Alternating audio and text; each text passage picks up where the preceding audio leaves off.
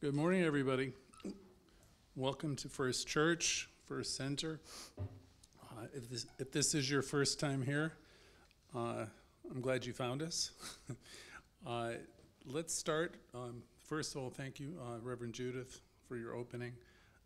I want to welcome everybody. We are here live and in person also. I know most of us are attending virtually. This morning's lesson is releasing struggle and embracing good in our lives. And we'll start off with Buddha. Buddha said, all I teach is suffering and the end of suffering. And you might recall, or I'm going to tell you for the first time if you haven't heard, the fourth noble truth is a method to end suffering, known to Buddhists as the Noble Eightfold Path. A couple of its steps, right thinking, acting, and being mindful, having the right consciousness and the right understanding. Buddha was teaching on the subject of suffering and the end of suffering 2,600 years ago. About 40 years ago, I first heard the slogan, misery is optional. And Ernest Holmes himself said suffering is not God ordained. So Bill Wilson was one who said the first in 1939. And he was a spiritual leader of the 12-step programs that had just formed. Ernest Holmes said, again, suffering is not God ordained, only 12 years later. Life was not meant to be a struggle, or it certainly doesn't have to be. Stuart Wilde wrote a book by the same name. There seems, though, to be a lot of struggle in the world and a lot of suffering. It makes me wonder how much of it's necessary and how much we bring upon ourselves. Long ago, you heard a song, "Life never promised you a rose garden." And most of us understand that. Most people in our circles think that life presents us with endless opportunities to grow and to evolve and to change. Some of you believe that our human experience is like being in a school. We've heard it. We've had lessons where we've described it that way. And along those thoughts, we come into the planet, we come into the world to learn and to continually unfold. And if this is it, if you want to think of it that way, we are human, yet we're spiritual. And we're given opportunities each and every day to grow and evolve. And this is really the way of our life. Sometimes we're quick to learn, and other times we resist. Sometimes, we go with it, and other times we're in a state of resistance, or we seem to be stuck. And when people are stuck, there's bound to be a certain amount of unhappiness. I can think of people in the 12-step programs, that idea, I want what I want when I want it. And how does that work out for any of us when we're living our life that way? And we get stuck. So when we're stuck and we're resisting the changes that happen in life, there's bound to be unhappiness and sometimes suffering. So I thought I'd explore the question, how much of this in your own life, if there's any, do you think is necessary? What causes it? What, if anything, cures it? I've been thinking about this subject on and off for many years, so we'll explore it a little bit. If we go back to Buddha, in many ways, what we teach in our self-healing is how to suffer less, because so much of our suffering it's intertwined with the way we think and what we believe. So I wanted to review briefly his Eightfold Path to prepare a little bit for my message today. Whenever I do this, I'm reminded that the Science of Mind teaching incorporates most of the same ideas, what we teach. And as we learn to see clearly, everything starts to change. So I have all these perceptual problems. I see things the way I see things. And it keeps me locked into patterns that just, you get stuck. But there's power with us, and we can learn to see differently. We can learn to see metaphysically. We can learn to see clearly.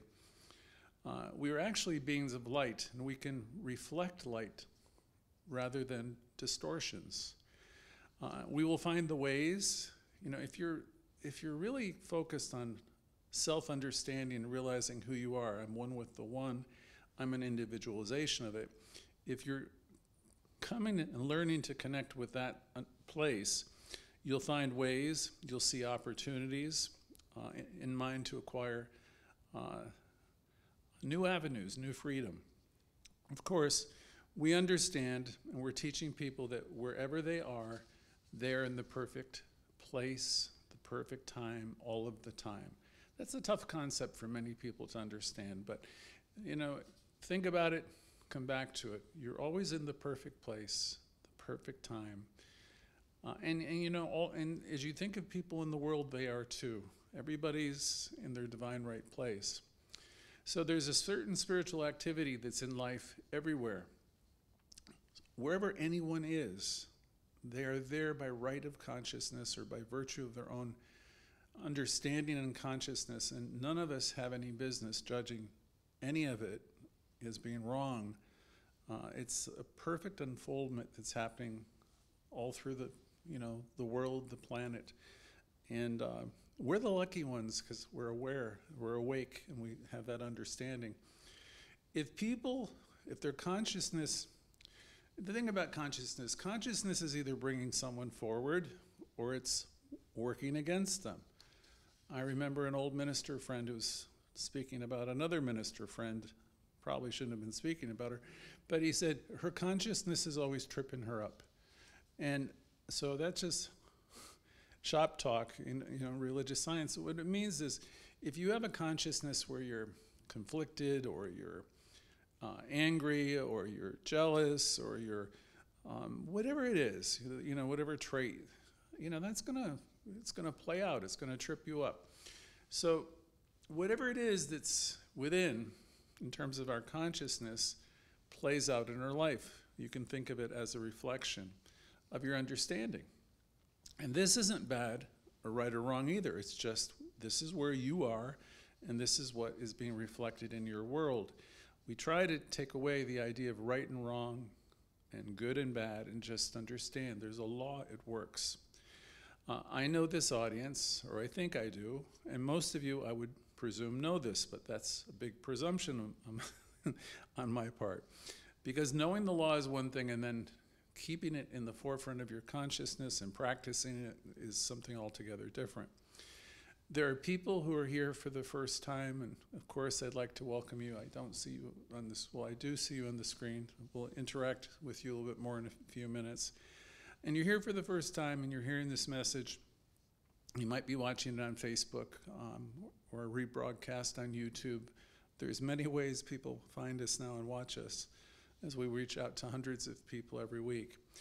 Some of you, and some of them, on media may not fully understand the power that you possess to shape your own life and create your own destiny. Some of you still live your life, like as a victim, like of your boss, your spouse, whatever it is. In your self-talk, you don't see yourself as this powerful, magnificent being that you are. Some of us have been playing small for a long time in your family system. You haven't had a voice or haven't had a loud enough voice, or it's the way it happened within your personal evolution and growth. But you don't have to remain in those places, because this is your life. And hopefully if you're in a place like this, you're going to begin to realize that you actually have the starring role in your own life. You are the star. There's nobody nicer to be nicer to than you, being you. And there's nobody going to save you. And there's nobody going to do anything for you. It all happens. It's an inside job. So it happens through your consciousness and through your growth and your expansion and self-realization. It's not too late for any of us, no matter if you're, 8 or 80 or, at any point in your life. It's not too late. It's just the opposite. If you're tuning into this message today, if it hits a chord, then this is your time to engage. This is your time. It was Ernest Holmes who famously said, "There's power for good in the universe, greater than you, of which you are a part." And he always said, you can use it. You're living in it, you're moving in it, breathing in it, and you can use it. So you've got this awesome power that you can't even really conceive of. No one can. And I'm telling you again, this week, as every week, it's available to you. I'm reminded of Jackie Leeson, how sweet it is, and how good is it? How good is that you have this power that you can draw on, that you can utilize, that can change your life. So we all come into this strange and beautiful world fully equipped to do whatever we're here to do. If you want to think of it as a schoolhouse, do that. You came in here having everything you need to deal with whatever you have to deal with. The challenges that you bring in, whatever it is that you are experiencing, you are always greater than it. So, because whatever is in your life is a reflection of consciousness. And so you have the ability, I'll say it again, to change, to stop wherever you are and to start again and begin again. And this is what many of us do. So if you're not there yet, and some of you listening are not, somewhere along the line you encounter this type of material, hopefully, and you begin to wake up. I never think it's an accident that anybody finds our teaching or our broadcast or our self-healing class that we have every Thursday using the Louise Hay material. It's no accident. It's almost like you had a divine appointment of some kind. We come here again into this teaching after we've probably been elsewhere, most of us, and we realize that there's no one outside of us that's going to fix us. And so we understand, we learn about the law of attraction, we learn about the law of mind, we learn about the law of correspondence, and we come to realize, we wake up and realize nobody's going to save us or rescue us. So we start to partake in this grand and wonderful adventure with spirit, and hopefully we do so with enthusiasm. We realize that we are co-creating our lives. We are the authors of our own experience. In our classes, I might say, "How's it going, Shakespeare?" The reason I do is because you're writing the script. The people in your life, you're giving them roles. This one's my friend, this one's my whatever, the one who makes me laugh. This is the person who's bad, and this is the person I'm going to expel. You are the author of your own experience. The universe is one. That means you're one with everything that lives and you can think of, everything that breathes and doesn't breathe. You're one with it all. The universe is one, and it always, in you, is spiritually bringing you new information. You have an internal guidance system, whether you know it or not, that's wooing you and always attempting to get your attention. Everything that's happening is there to bring you to a higher place of understanding. You might discover this and realize this when you're young. Some people get it early, or it may come to you much later. Some people learn about this power very, very late in life. I can promise you there's an inner, I call it voice, that's always been attempting to get your attention. If you have listened or if you slow down long enough, your conscience is there. There's information that comes to you in quiet moments, in prayer, in affirmative prayer or meditation. The healing activity, I'm going to say this one took me a long time to think about. The healing activity has already occurred in what we say in the mind of God, meaning all of us are moving towards this greater awareness. The life is unfolding in all of us and bringing us there. It doesn't matter where you live. It doesn't matter what religion you're in. It doesn't matter. It's evolving, through all people everywhere. I don't know if that's understandable yet to everybody, but today let's know that life was never meant to be a struggle. It's always an outpicturing of consciousness. And that's a very liberating idea once you understand it, because we come back to one of Louise Hay's main points. We have, and everyone has done the best they could with the information they've had at any given time and the awareness that they had. So forget the blame game. When you see people doing what they're doing, invoke the American Indian slogan, I'm not going to judge that person unless I've what? I've lived in their life. How could I possibly judge them or know what brought them to the place they are? The right way, at least the way we teach, is to see them as sacred beings, each and every one of them. So there's a call, for those of us who take this teaching seriously, there's a call for us to be beings of compassion and have compassion for ourselves and certainly have compassion for others. We've made a lot of mistakes ourselves while we've been evolving and learning. So compassion for ourselves and compassion for others. And as I've said, every mistake, every one of them brought us to a place that we are right now. Everyone on this call is wiser now than they ever were at any time before in their life. So we have a sacred moment, and guess where it is? It's right here and it's right now. This moment, which is full of power, is for you, and it's for you to use. If you're contemplating consciousness and realizing that you are caused your own experience, if you're doing this, and you're doing this somewhat consistently, then you've already traveled so far along on your journey. You've got it. So everybody who's on this call, you can say to yourself, I got it. I am one with it. So please, make it your promise to yourself to stay plugged into that understanding. I am one with it. Envision yourself plugging yourself into the plug on the wall. Because when you separate from it, when you pull away from it and you think you're alone in the world, first of all, it's not true. And then secondly, you're not inviting spirit in to co-create with you. So if you have this awareness and if you're courting it and you're meditating and you're doing an affirmative prayer and you realize your life is really not about other people, it's about you, then you've already lightened your own load and made your life easier, and you're starting to live a different kind of life than most people. For those of you who know this and truly live it or try to practice it, there will be a quickening. You're really going to get more interested in spiritual things and less in what the world is chasing.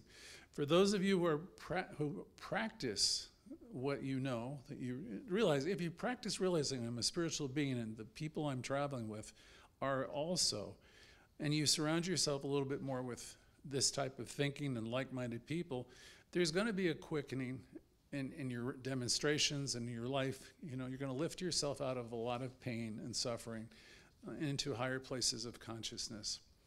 Ernest Holmes painted a verbal picture of us carrying around a lot of corpses. I never liked the image too much, some of you know that, but I certainly know what he was talking about. Corpses, as I think of Ernest, would be our ancient hurts, our grievances. We hold on to them for some reason. The pain, the grudges, resentments. And whenever we do this, they boomerang only to hurt us. That's that law again. So however and whatever ways you have of loosening them, it would be worth your while. The stories that we entertain about how unfair life is, or how we have missed our chance, lost our great love, lost our opportunity, or what could have been like if only something had happened in a certain way. I hear people talking that way all the time. These are the dead bodies that Holmes was talking about, the corpses. I remember the former pastor here, Rev Wade, telling me what a hard time he was having with the church when the building was downtown. He said it was literally falling apart around him, the roof, the heating, and everything. And he said we needed a fortune, and there was no fortune at hand.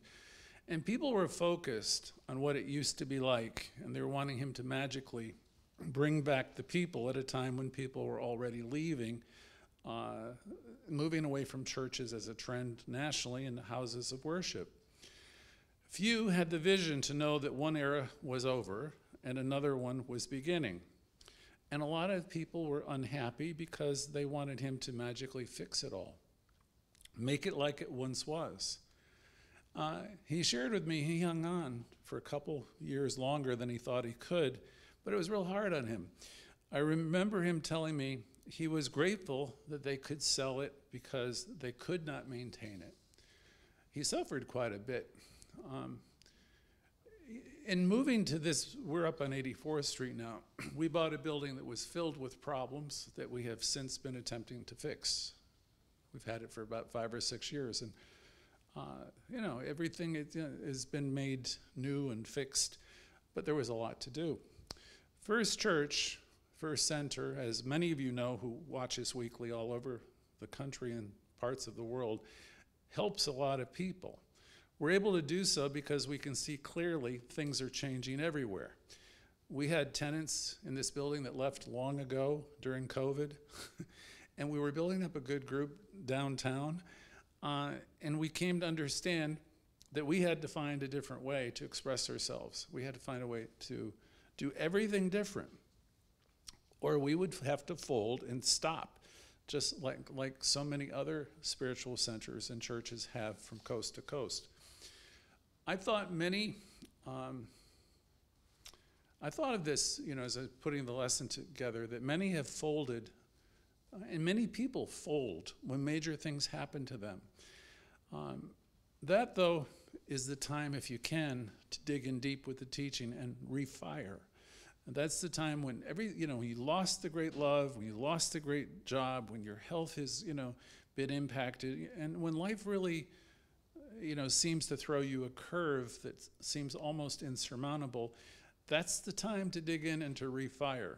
If you can, you dig in deeper, and you know that there's a way, and the way will be revealed. That involves staying the course, and sometimes you have to be like a horse with blinders on and not listen to everybody around you who's going to try to lament and tell you, ain't it awful, and all that, because that's where your own leadership and your own meditation, and you have to allow the guidance to come in. And a lot of people aren't going to understand you when you're in that place. Remember, most people fundamentally do not like change of any kind, and they will complain and complain and complain about any change that you're going to try to make.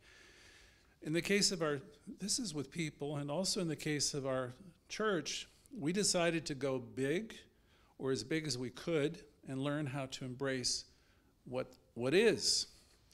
We don't know how long it will be before people will start physically coming back to church buildings. We, as all of you know, are a hybrid center now. We invested a lot of time, countless hours, to learn and develop the resources to create a virtual community so that we could keep getting our life-giving messages out to help people everywhere. A wise person way back before COVID told me, this was about, I think it was like 2015 or 2014, 2015 probably. They told me, most of the churches and centers will be gone in another 10 years or sooner. And there will be a few that will survive, but the ones that will survive will be doing things a lot differently. And none of us had any idea that there was going to be a COVID experience at the time. And he said so because the studies indicated that the centers were not being supported anymore, so they really can't last forever. And before COVID, they weren't being supported, and after COVID, it's not like we're passing around a basket here and people are contributing.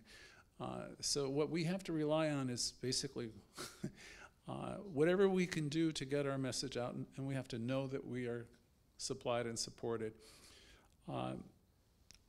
For the most part, what we understand now that people are tuning in to these spiritual messages from the comfort of their own home, and they will tune into a different message. It doesn't have to be a church, it could be anything, in any part of the world now.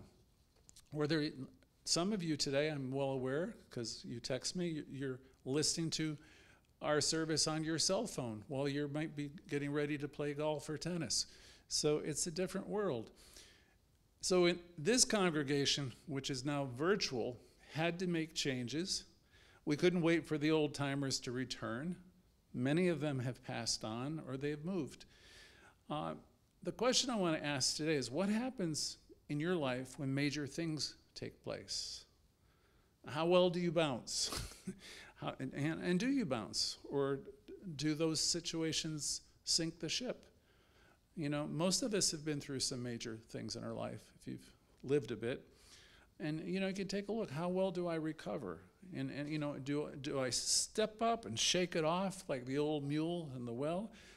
Do I keep stepping up until I demonstrate something different? Or am I defeated? Do you dig in and know that there must be a way?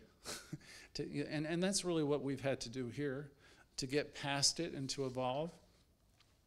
These things that people experience, these losses, anything that you know, seems to be very major, and that could be all kinds of things. They have the way of anchoring, being anchors around our necks, and they can take you down, and they can take the very life out of our life. It doesn't make sense to hang on to these things. You know, if things have happened to you that are really, in your own estimation, really rough, hanging on to them and letting them be the end of you, you know, is not really the wise way to go. But that's what a lot of people do. Some people have a real problem knowing what to do next, and they hang on to their stories. Or they wouldn't think of letting go of their stories, or they wouldn't think of putting a demand on consciousness for another way. That's something we say here. Learn to put a demand on consciousness. What does that mean? When your whole life seems upside down and working against you, I'm here to tell you, you can be in a new moment. You really can be. It might be hard because it just like the whole thing has changed, and it happens in human life more often. Whenever there's a huge sense of wrong or injustice or loss, some people are defeated. It's over for them. I always can think of several people when I think of this type of lesson, people whose lives just about stopped because of something. It could have been a rejection early in life. It could have been abandonment, a betrayal, or a death. Some people, and most healthy people, adapt, and they find a way to live and develop some positive expectancy again. That's what we had to do here at the center. We had to reinvent ourselves completely. It isn't easy when we go through losses and we have to, you know, do a complete change. But our teaching allows us to do it. Our teaching requires practice and developing a healthy outlook, finding a way to maintain a positive expectancy. Not everyone's going to do this. There are those who are going to give up in some way. In some area, well, I was thinking of a couple examples. We had a lady friend from New York who lost a child who was in his or her late 20s. And the lady had been trying to help keep that kid going for a long, long time. And he's been gone now for many years, but this lady's life is completely different now. I took a look on her social media not long ago, and all the pictures and posts are of her with her son probably 20 years ago. You know, so when you take a major loss in your life, sometimes, you know, people don't move forward. And as I was thinking of that lady, there was nothing, absolutely nothing current on the media. It's all living in the past. And I know her, she's smart, and all kinds of people have tried to speak with her. But she's living in misery, and you know, there's nothing really any of us can do. 2 or 3 other people like this come to mind when I was putting my notes together. Students of mine in my classes. One who I was very fond of said, "Reverend Greg, I'm never going to forgive this person." And that lady who I love so much, and she told me, "Get real, I just won't forgive this person." And she wound up passing away with a massive heart attack, and she just had so much anger inside of her. And there was nothing I could do in any class that I had her in that would help her dislodge that, as smart as she was. And we all loved her, but that really in the end didn't matter in terms of what happened. She couldn't allow herself to be in a new moment. It was too hard. I had another friend, Alan, who was very close to, and same thing happened. He says, "I'm not like the rest of you people. I can't feel and I can't deal with this. It's too much for me." So it's sad when we see people we love, not being able to recover from, be they medical or family pain and the things that happen to people. One thing that became clearer and clearer to me over time, and I'm talking over several decades, that Ernest Holmes was right. And long ago I realized being right is overrated.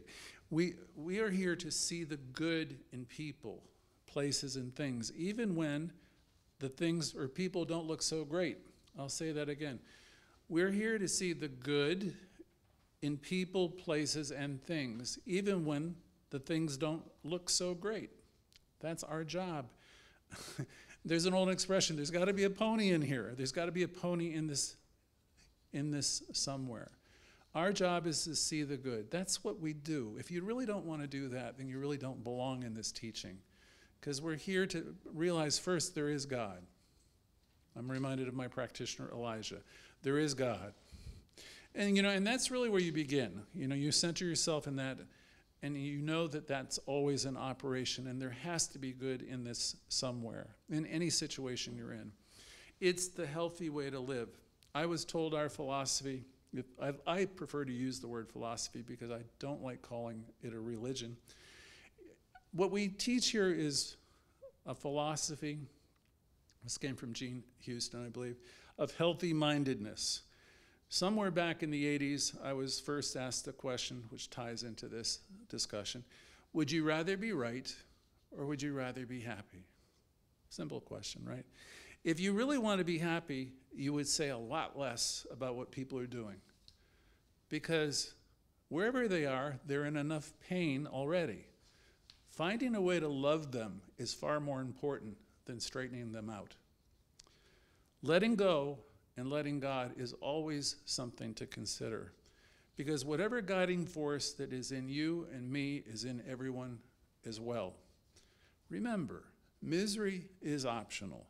You can let go of it. You really can.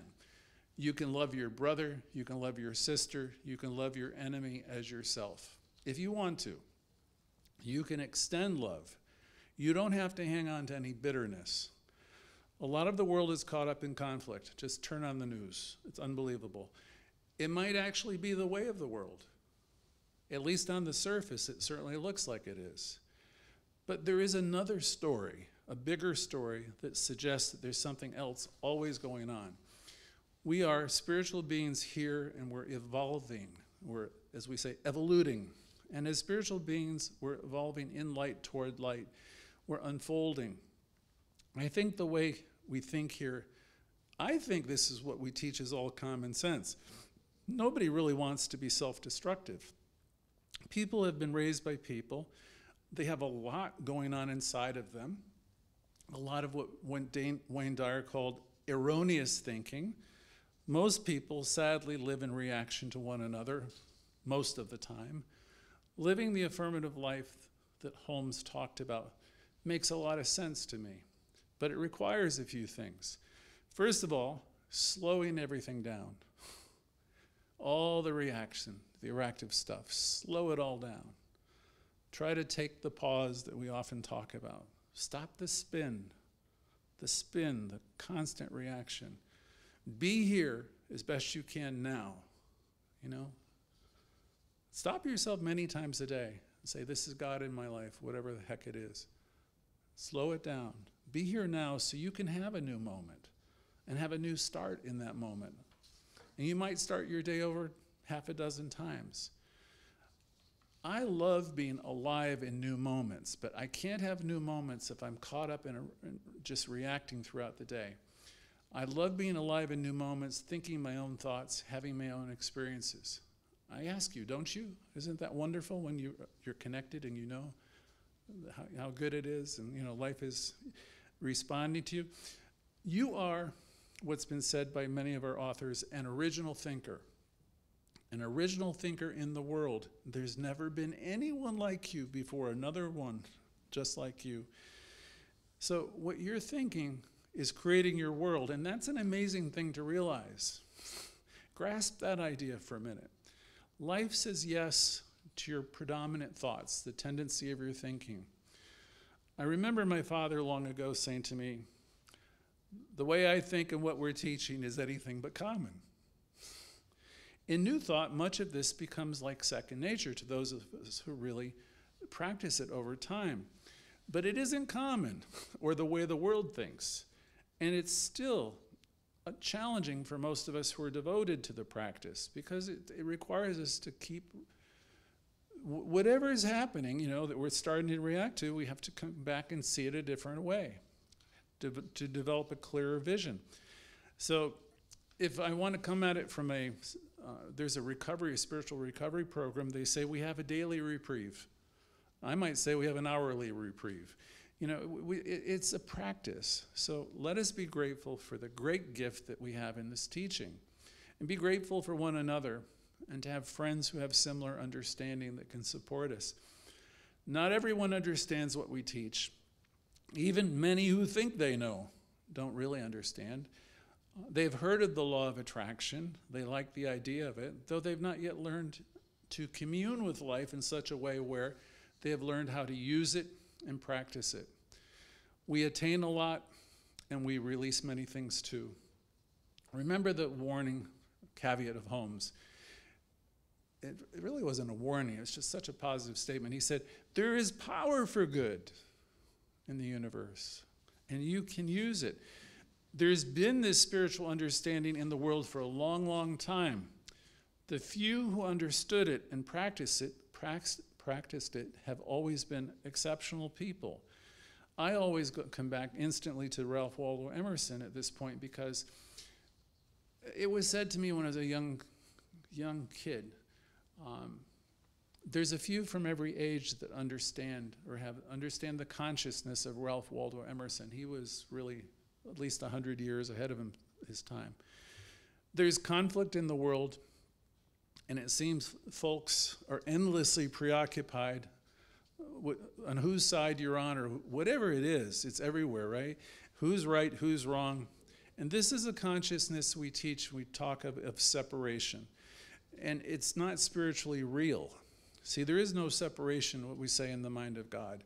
Everything is divine, everyone is divine, and everyone's unfolding. And yet we can get caught up into this, like, okay, this country, I mean, I could name countries, I could name people, and lots of strong opinions, but all this conflict that people are endlessly preoccupied with, that's a consciousness of separation that's not spiritually real. And if that's where someone is, if you have a friend who's all caught up in this warlike consciousness and they're really tearing themselves apart in people and they have lots of judgments about everything, that's fine, because that's where they are. That's where most of humanity is. We remember the talk about the masses. I won't use any slang here. But I remember a teacher quoting Camus and thinking of the mass consciousness out there isn't really awake. You're one of the ones in a teaching like this that you're a little bit awake, or you might be quite a bit awake. And so you're not seeing life the way most of the world. So I recall a book I was fond of years ago. It was called The Long Loneliness. And the woman was, I think, a genius. It was a dreary title of, I thought, a good book with a lot of wisdom. When you acquire this kind of understanding that life is perfectly unfolding, you are definitely taking a different road than most people. Where you know the good is here, even in the midst of pain or hell, you know that there is good here. This road is definitely less traveled, because increasingly your interests and thoughts naturally go to a different place, and what you understand won't be so common. You're really then being about your Father's business. You don't have the same interest in all these other discussions. True metaphysicians, truth students, people who aspire to live the affirmative life have arrived at a point of understanding where they know of the problems and the struggles of the day. They're aware, they have great compassion, but they're not really, it's not of great interest to them. And again, it's not that they don't care, it's just the opposite. As spiritual beings with self-knowledge and growing consciousness, we live in a world with a certain calm and a certain confidence and peace. And peace regardless of what's going on. Most people committed to this way of living understand that life is evolving perfectly around them. They also know within themselves that they can see peace. They will see divine activity where other people will see what's wrong. With our teaching and with our practice, we can see peace instead of anything and everything that shows up. Often lately, again, Emerson, who speaks today's topic once again so perfectly, he said, "The finite alone has wrought and suffered." That part of us that's human and where we find ourselves attached and not trusting struggles and suffers, while the infinite, which is that part of us that knows and is connected, lies in smiling repose. We have faith. And remembering the book of Matthew, I recall that he suggested we contemplate and consider the lilies of the field, how they gloriously grow. They neither toil nor spin. Is it any different for us?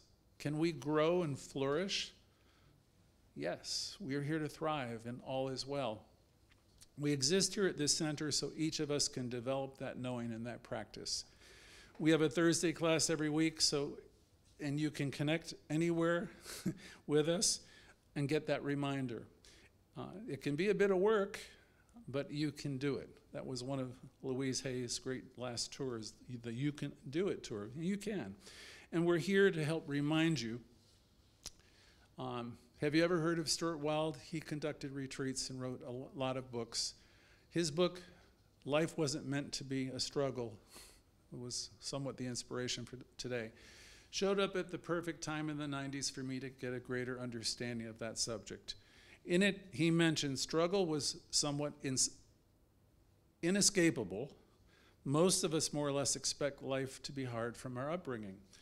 We were told life is hard, work is hard, and many such things. I think it was my grandmother who used to say life is a vale of tears. That came from our Catholic heritage. And then there were all kinds of messages about money and its scarcity. And against that backdrop of our early years, there was a lot of unlearning for me to do. Some think, as Wilde suggested, some think that struggle purifies the soul or makes you a better person. We don't say any of that here. I remember being told as a young kid, offer it up to God, whatever it was. The thing to understand and know is, if over a period of years you've said thousands of times in your subconscious mind that life is a struggle or life is hard, you're going to project that from your inner thoughts and feelings. At this point, for many of us, all these thoughts are unconsciously operating. When you get to our center and you begin to learn the truth and stay plugged in with what we teach, you're going to begin to learn a lot of affirming ideas. You're going to learn what we call truth.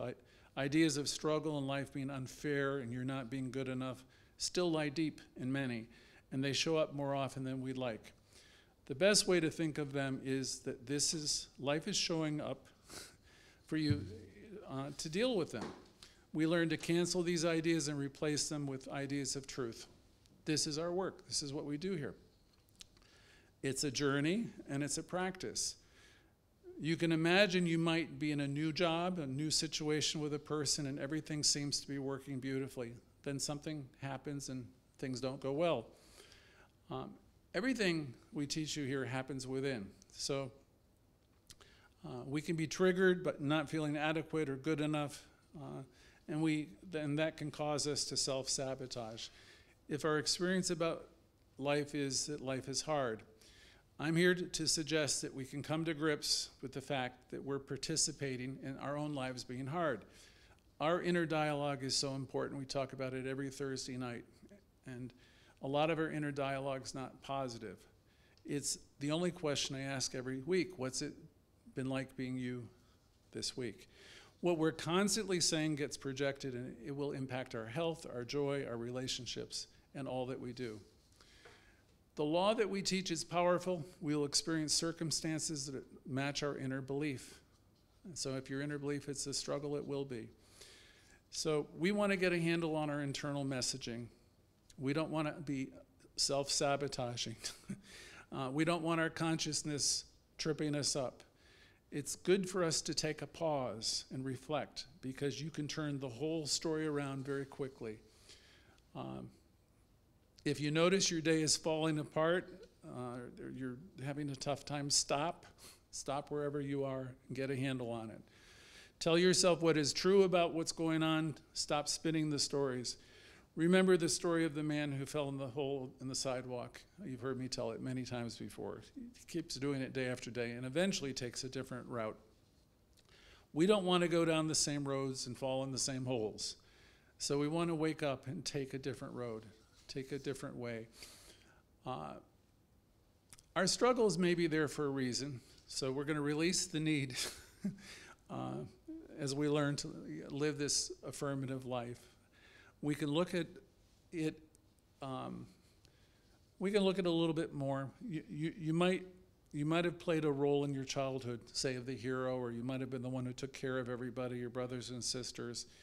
Now is the time, as you enter this teaching, to learn to take care of yourself. Some people struggle waiting around for somebody to come and help them, and eventually someone might for a while, and then they move on. And people who struggle with self-esteem issues will eventually attract people who will exploit those issues. Many people are acting out these old roles, these parts of our personalities that are not true.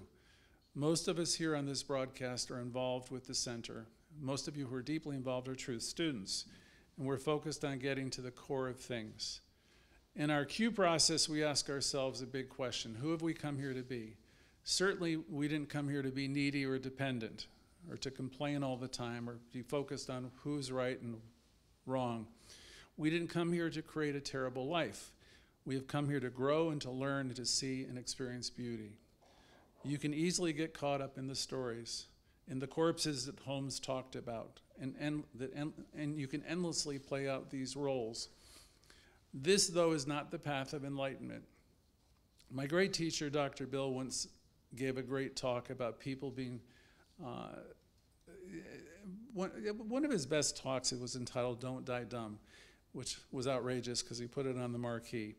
He was a great teacher. He always got us thinking about the power we possess and the life we could create if we really wanted to. With the smallest amount of adjustments, any of us can make a shift in consciousness. We're well into the 2020s now, and we can use our powers, our super abilities to be in the flow, in the process of life. People unconsciously create struggle, even though you could just as easily step out of all of that and be experiencing happiness and joy. The finite, again, suffers, and that does not have to be you and me. This life is full of peace and plenty and goodness and joy, and it's available to every one of us.